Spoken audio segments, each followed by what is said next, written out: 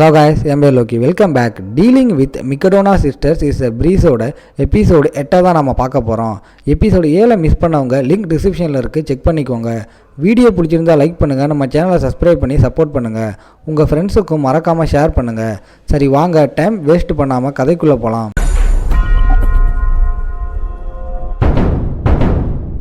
எபிசோடோட ஸ்டார்டிங்கில் இப்போது லக்கு அவங்களுக்கு கிடைக்கும்ல, அதுக்காக தான் நான் அவங்க எல்லாரையுமே அங்கே கொண்டு போனேன். ரொம்பவும் ஜாலியாக இருந்தாங்க எல்லாருமே. ஆனால் இந்த விஷயம் அவருக்கு சுத்தமாக பிடிக்கலை. அந்த இடத்துல மாஸ்கை போட்டுக்கிட்டே அவர் சொல்கிறாரு, அவங்கள ரொம்பவும் டஃப்பாக வளர்த்துருக்கேன், அதே டைமில் யாராலையுமே அவங்கள டாமினேட் பண்ணவே முடியாது. ஆனால் நீ இருக்கும்போது அவங்களோட டேலண்ட் இதனால் வேஸ்ட் ஆகிடும் போல். ஏன்னா நான் ஒன்றும் அவங்கள லக்கு மூலமாக ஒன்றும் வளர்க்கலை. அப்படி அந்த மென்டாலிட்டி வந்துட்டால் அவங்க இன்னமும் தான் வீக் ஆவாங்க. அதே டைமில் நான் கேள்விப்பட்டேன் உனக்கு எந்த விதமான டேலண்ட்டும் இல்லைன்னு. எனக்கு இப்போ தான் புரியுது, அதாவது நீ சுபாருடைய பையன்தானான்னு. உனக்கு எந்த விதமான திறமையும் அங்கே இல்லை. அதே மாதிரி திறமை இல்லாத பையனுக்கு இந்த வீட்டில் எந்த விதமான இடமும் இல்லை. நான் வெல்கம் பண்ணி நான் தப்பு பண்ணிட்டேன்னு நினைக்கிறேன். ஆமாம், என்ன லுக் அது? ஏன்னா நல்லா யோசி, உன்னோட மென்டாலிட்டி அது என்னோட டாக்டர்ஸை வீக் ஆக்கும். அதுக்கு நான் விட போகிறதில்ல. இப்படி நம்ம யூவை அவர் துரத்தலாம்னு பார்க்கும்போது அதுக்குள்ளே மற்றவங்களும் தடுக்கிறாங்க. இல்லை, நீங்கள் நினைக்கிற மாதிரி அவன் இல்லை. அவன் இதுவரைக்கும் எந்த விதமான அச்சீவ்மெண்ட்டையும் அடையலை. ஆனால் அவன் வீட்டு வேலையில் ரொம்ப அற்புதமானவன். க்ளீனிங், குக்கிங், லாண்ட்ரி இந்த மாதிரி விஷயத்தில் அவனை அடிச்சிக்கவே முடியாது. அதனால தான் நாங்கள் இதுவரைக்கும் நல்லா பண்ணிக்கிட்டு இருக்கோம். நீங்கள் என்ன காரணம்னு யோசிக்கிறீங்க? அப்போ நீங்கள் என்ன சொல்கிறீங்க? யூவை இன்னமும் தெரிஞ்சுக்கணும் அப்படின்னு ஆசைப்படுறீங்களா? இல்லை, அப்படி இல்லை. அந்த இடத்துல இவங்க இப்படி சொல்லும்போது நம்ம யூ கம்ஃபர்டபுளாக இல்லை அப்படின்னு அவர் நினச்சிக்கிறாரு. உடனே அவங்க 3 பேரும் சொல்கிறாங்க, இல்லை இல்லை, நீங்கள் நினைக்கிற மாதிரி இல்லை, எங்களுக்கு ஓகே தான் யூ கூட இருக்கிறது. இதை கேட்ட நம்ம யூ ரொம்பவும் ஆச்சரியமாயிடுறான். ஏன்னா முதல் முறையாக நம்ம யூக்காக இவங்க இப்படி பேசுகிறாங்க. இந்த இடத்துல நம்ம மிக்டோனாவால் தான் இவங்க இப்படி நடந்துக்கிறாங்க. ஸ்டார்டிங்கில் நம்ம யூ வரும்போது ஒரு மாதிரி இருந்திருப்பாங்கள்ல, அதுக்கு காரணமும் மிக்டோனா தான். இப்படி தான் இந்த 3 டாக்டர்ஸையும் அவர் வளர்த்துருக்காரு. முக்கியமாக பர்ஃபார்மன்ஸ்னு அது மேலேயே ஃபோக்கஸ்டாக இருக்க சொல்லியிருக்காரு. அதுக்கப்புறம் ஃபெஸ்டிவல் அந்த மாதிரி விஷயத்துக்கெல்லாம் நீங்கள் போகக்கூடாது. நீங்கள் ஒன்றும் சின்ன பசங்க இல்லை, புரியுதுல உங்களுக்கு? இதை கேட்குற அவங்களுக்கும் புரியுது. அங்கே ஒத்துக்கிறாங்க. அங்கே இவங்க சொல்கிறான், அட எங்கே போகிறீங்க? உங்களுக்காக நான் டின்னர் செய்கிறேன், இன்னும் கொஞ்ச நேரத்தில் ஆகிடும். நீக்கோ சொல்கிறா, அதுக்கெல்லாம் எங்களுக்கு அந்த அளவுக்கு டைம் இல்லை, அதனால் எங்களுக்கு வேணாம். அந்த இடத்துல நம்ம யூவுக்கு என்ன பண்ணணும்னே தெரியல.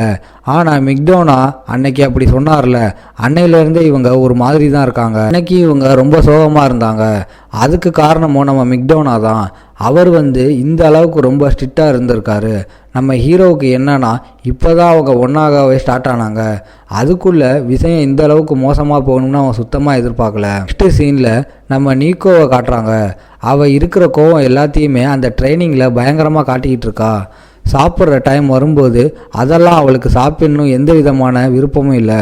நம்ம யூ இருக்கும்போது விதவிதமாக ரகரகமாக கிடைக்கும். அதே மாதிரி தான் இந்த சைடு கிசுக்கி ஆக்டிங்கை அவள் ரொம்பவும் நல்லா பண்ணுறா.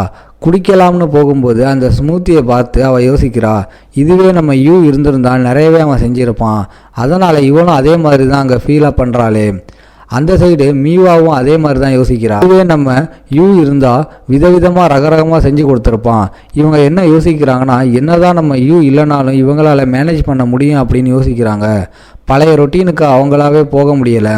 இதுக்கு காரணமும் நம்ம மிக்டோனா தான். அவர் அன்னைக்கு அப்படி சொல்லிட்டாரு. நம்ம ஹீரோவாலேயே அங்கே எதுவுமே பண்ண முடியலை. அவனும் யோசிக்கிறான் என்ன பண்ணலாம்னு. நம்ம யூக்கு தான் எந்த விதமான டேலண்ட்டும் இல்லை, என்ன மாதிரி ஒரு உதவாக்காரனை என்ன பண்ண முடியும்? ஆனால் அவங்க அம்மா சொல்லியிருப்பாங்க, உனக்கான ஒரு பியூட்டிஃபுல்லான ஃபேமிலியை உருவாக்கணும்னு. அதனால் நம்ம ஆள் அங்கே முயற்சியை விடுற மாதிரியே இல்லை. அடுத்த சீனில் அவங்க போகும்போது அப்படியே பின்னாடி பார்க்குறாங்க. நம்ம hero have a nice day அப்படின்னு சொல்ல மாட்டானா அப்படின்னு அவங்க ரொம்பவும் ஏங்குறாங்க. ஆனால் நம்ம ஹீரோ அங்கே வர மாதிரியே இல்லை. இதனால் கஷ்டத்தோடு தான் அவங்க அகாடமிக்கே போகிறாங்க. அந்த இடத்துல நீக்கவும் சாப்பிடும்போது அவள் சாப்பிட்ற விஷயத்தை பற்றி தான் அவங்க பேசுகிறாங்களே. ஹே நீக்கோ, இந்த மாதிரி விஷயத்தையெல்லாம் சாப்பிட்றாள், அதனால் அவளோட ஹெல்த்துக்கு பாதிப்பு உண்டாவாதா? நீக்கோவுக்கு இதில் போதுமான அளவு நியூட்ரியன் கிடைக்கும்ல, அதனால் பிரச்சனை இல்லை. அங்கே பேக்கில் கையை விட்றா. அங்கே பார்த்தா ஏதோ ஒரு விதமான டிஃபன் இருக்கு. அதை பண்ணதும் நம்ம ஆளு தான். அங்கே யூ ஆல்ரெடி லஞ்செல்லாம் ரெடி பண்ணி வச்சுருக்கான். இதை பார்த்த உடனே அவங்க ஆச்சரியமாயிடுறாங்க. என்ன இது பயங்கரமாக இருக்குது லஞ்செல்லாம், இது ஹோம்மேடாக வேறு இருக்குது, ரொம்பவும் எம்மியாக இருக்குமோ? உங்களுக்கு வேணாம்னா சொல்லுங்கள், இதை நானே சாப்பிட்றேன் ஆனால் அவளுக்கு நல்லாவே தெரிஞ்சிருக்கு இதை பண்ணது நம்ம யூதான்னு. இதனால் அவள் சொல்கிறா, இல்லை இல்லை நானே சாப்பிட்றேன். இந்த சைடு நம்ம மீவா கசுகி அவங்க 2 பேருக்கும் அவன் லஞ்ச் ரெடி பண்ணியிருக்கான். அவங்களுக்கு அவ்வளோ சந்தோஷமாக இருக்குது. நீக்கோவுக்கும் அவ்வளோ சந்தோஷமாக இருக்குது. அவளோட இதயமே ஃபுல்லான எப்படி ஃபீல் ஆகும் அந்த மாதிரி அவளுக்கு ஃபீல் ஆகுது. அடுத்த சீனில் நம்ம ஹீரோ ரொம்பவும் ஆச்சரியமாகறான். அந்த டிஃபன் பாக்ஸில் எதையுமே அவங்க மிச்சம் வைக்கல, எல்லாத்தையும் அவங்க காலி பண்ணிட்டாங்க. அந்த அளவுக்கு அவங்களுக்கு ரொம்ப பிடிச்சிருக்குது. அந்த இடத்துல நம்ம யூவையும் அவங்க வர சொல்கிறாங்க. ஏன்னா அவங்க அப்பா எப்படியாச்சும் நம்ம யூவை துரத்தணும் அப்படின்னு தான் பார்க்குறாரு. அவங்களுக்கு அது பிடிக்கல. எப்படியாச்சும் நம்ம யூவை கடைசி வரைக்கும் அவங்க கூடவே வச்சுக்கணும், ஒரு சப்போர்ட்டராக வச்சுக்கணும்னு அவங்க ட்ரை பண்ணுறாங்க. அதனால் நம்ம ஹீரோவுக்கு அவங்க ஒரு ஐடியாவையும் தராங்க. கசுகிக்கு ஒரு ஆடிஷன் இருக்குது. அவங்க 2 பேருக்கும் அதே மாதிரி தான் அங்கே மேட்ச் இருக்குது. இதுக்கு நீ உதவி பண்ணணும்னு சொல்ல அங்கே நம்ம ஹீரோவுக்கு ரொம்பவும் சந்தோஷமாக இருக்குது. இப்போ என்னால் முடிஞ்ச அளவுக்கு நான் உங்களுக்கு உதவியாக இருப்பேன்.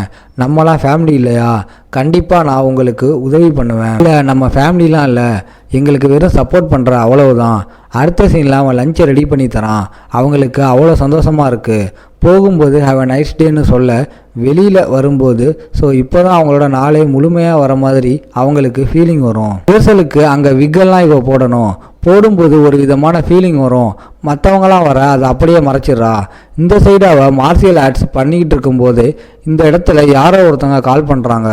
அது செம்பாய் தான், அதாவது சீனியர். அவருக்கும் நீக்கோ கூட மேட்ச் விளையாடணும்னு ரொம்ப நாள் ஆசை. அதனால் அவர் சொல்கிறாரு, நான் கேள்விப்பட்டேன், என்ன பிச்சு உதற போல உன்னோட மேட்சுக்காக நான் ரொம்பவும் காத்துக்கிட்டு இருக்கேன். கண்டிப்பாக இந்த சைடு மீவாவுக்கும் அங்கே இதுக்கப்புறம் என்ன பண்ணணும் அப்படின்னு ஒரு டிசிஷன் எடுக்கணும். இதுக்கப்புறம் அவள் டைட்டிலுக்கு போகிறதா இல்லை என்ன பண்ணுறதுனே அவளுக்கு தெரியலை. அப்படி தான் 3 பேருமே அங்கே ஒரு விதமாக யோசிக்கிறாங்க. கசுகிக்கு என்னன்னா இந்த வாட்டி ஒரு ஃபீமேலுக்கான ரோல் கிடைச்சிருக்கும்.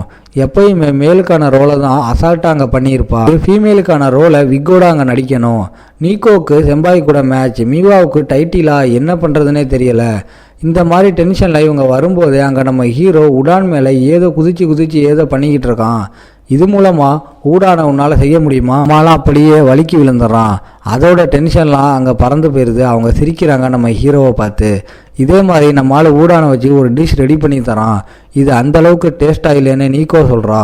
எதுக்கு அப்படி சொல்கிற, இது பார்க்குறதுக்கு நல்லாயிருக்கு, இருந்தாலும் ஆவரேஜாக தான் இருக்குது. ஆவரேஜின்ற வார்த்தையை கேட்ட உடனே அவங்க அப்பா சொன்ன அந்த விஷயந்தான் ஞாபகத்துக்கு வருது. அந்த டைமில் அவர் சொன்னார், இந்த மாதிரி ஒன்றுத்துக்கு உதவாத ஆவரேஜான ஆளுங்களால் உங்களோட தரம் அது குறைஞ்சி போயிடும்.